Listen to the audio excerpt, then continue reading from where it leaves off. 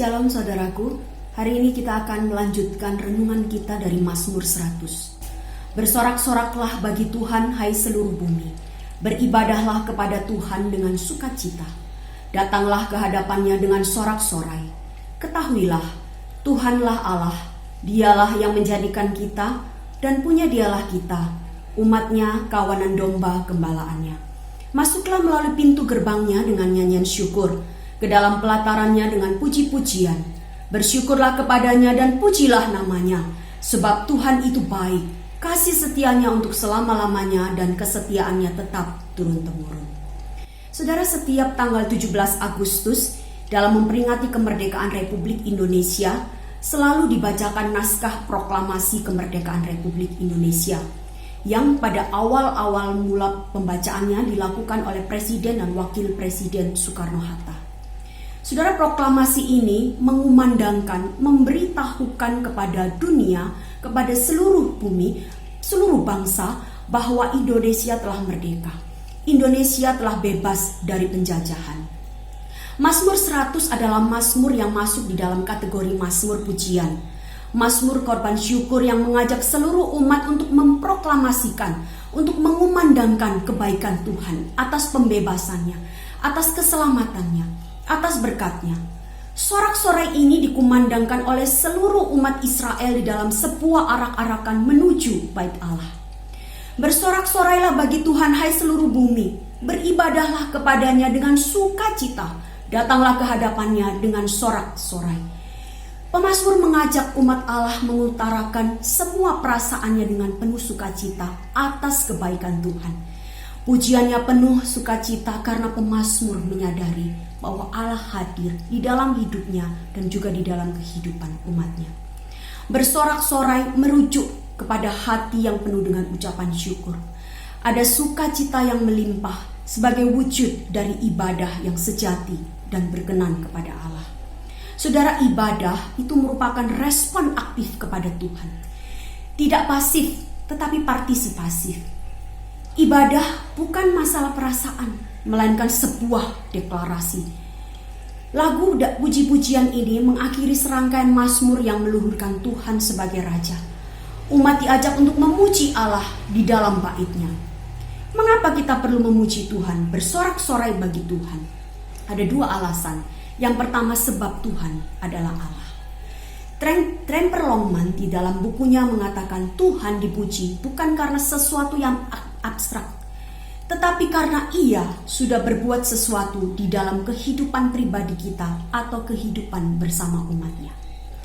Ayat ketiga dikatakan ketahuilah. Bahasa Indonesia sehari-hari menggunakan terjemahan ingatlah. Ketahuilah, ingatlah bahwa Tuhan adalah Allah. Apa artinya? Artinya bahwa di dalam kalimat selanjutnya Dia menjadikan kita punya, dialah kita. Ada cap kepemilikan, ada pernyataan pengesahan ketika itu dikumandangkan, ketika kita perlu memuji Tuhan sebab Tuhan itu adalah Allah. Lalu dilanjutkan dengan umatnya kawanan domba gembalaannya. Artinya adalah ada jaminan penjagaan, ada jaminan perlindungan yang Allah kerjakan di dalam seluruh kehidupan umatnya. Sehingga tidak mustahil, bukan sesuatu hal yang tidak layak untuk dipuji dan disembah. Saudara, tidak berlebihan jika Allah ingin kita hidup berfokus kepadanya. Memuji Dia, bersorak-sorak bagi Dia. Ada sukacita yang meluap di dalam hidup kita setiap hari, meskipun hidup hari ini tidaklah mudah. Meskipun hidup hari ini penuh dengan ketidakpastian. Tetapi ingatlah, ketahuilah bahwa Tuhan adalah Allah. Dia menjadikan Anda dan juga saya. Kita ini umatnya, kawanan domba gembalaannya. Oleh sebab itu, sukacita dan puji-pujian adalah sesuatu yang penting untuk keluar dari hidup kita, dari mulut kita setiap hari. Terpancar di dalam seluruh kehidupan kita sebagai wujud dari ibadah yang sejati. Yang kedua, mengapa kita perlu bersorak-sorai? Mengapa kita perlu memuji Tuhan? Sebab Tuhan itu baik. Saudara, baik itu banyak macamnya, bukan?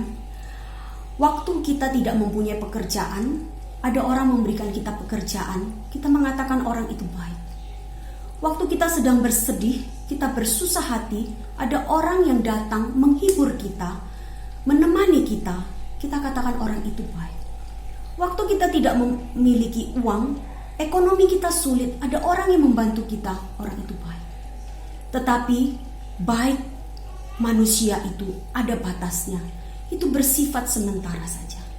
Tetapi kebaikan Tuhan, kasih setia Tuhan itu bukan hanya sementara saja, bukan hanya dalam jangka waktu tertentu saja, tetapi untuk selama-lamanya. Dan kesetiaan Tuhan itu tetap turun-temurun, berlaku turun-temurun sampai kepada seluruh generasi kita.